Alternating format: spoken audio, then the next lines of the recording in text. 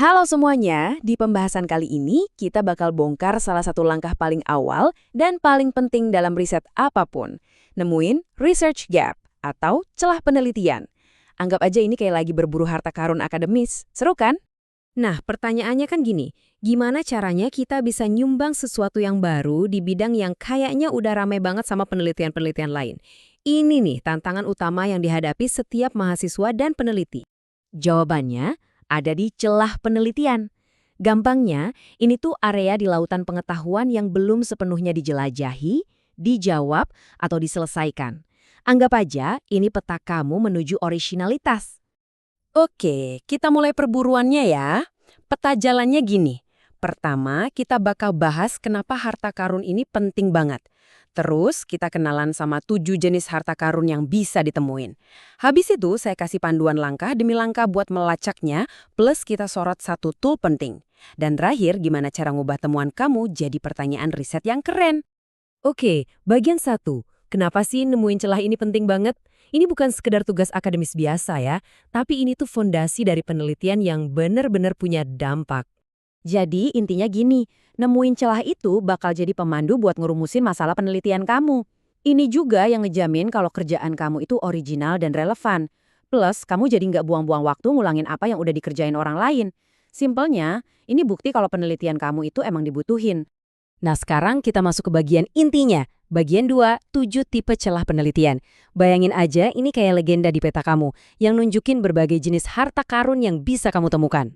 Yang pertama, dan ini yang kayaknya paling umum ya, namanya knowledge gap atau celah pengetahuan. Nah, celah ini muncul kalau informasi soal suatu topik itu kurang atau mungkin udah ketinggalan zaman, apalagi di bidang yang perubahannya cepet banget kayak teknologi. Contohnya nih, kita mungkin tahu ada plastik biodegradable, tapi riset soal dampak lingkungan jangka panjangnya, wah itu masih terbatas banget. Nah, itulah celah pengetahuan yang nunggu buat diisi. Lanjut, yang kedua ada evidence gap atau celah bukti. Ini terjadi kalau temuan-temuan riset yang udah ada itu hasilnya nggak jelas, nggak meyakinkan, atau malah saling bertentangan. Misalnya nih, satu studi bilang meditasi mindfulness itu ampuh banget buat ngurangin kecemasan, tapi studi lain bilang sebaliknya. Nah, ketidakpastian kayak gini nih yang namanya celah bukti. Ini kesempatan kamu buat kasih kejelasan.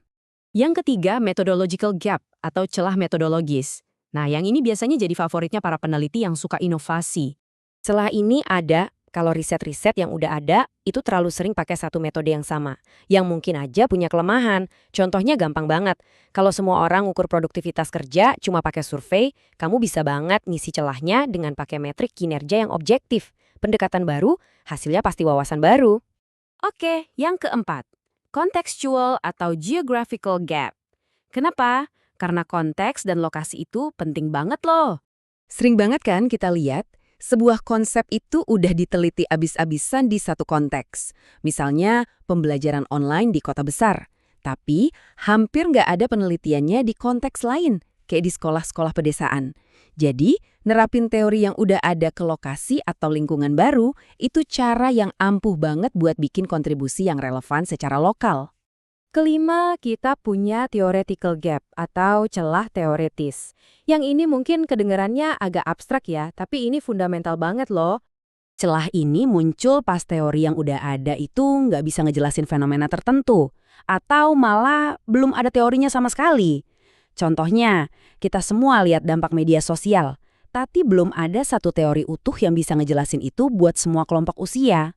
Nah, kalau kamu bisa ngusulin kerangka teori baru, itu kontribusi yang luar biasa besar. Nomor 6, practical gap atau celah praktis. Nah, ini soal gimana caranya nyambungin riset ke dunia nyata. Kadang-kadang kan ada penelitian yang secara teori keren banget, tapi nggak ngasih solusi praktis yang bisa langsung diterapin. Nah, celah praktis itu muncul kalau ada kebutuhan buat riset yang benar-benar ngejawab masalah di lapangan.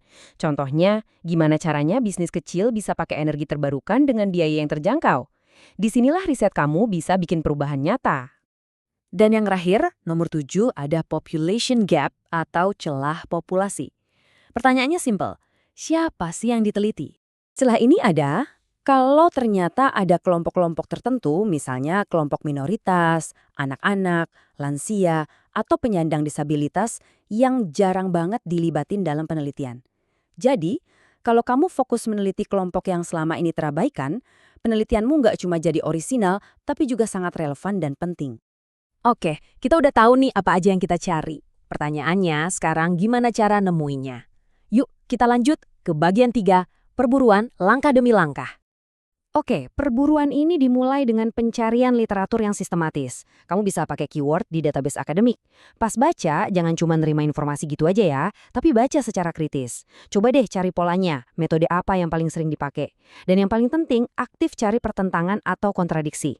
Terakhir, dan ini pro tip, perhatiin banget bagian rekomendasi di akhir setiap artikel.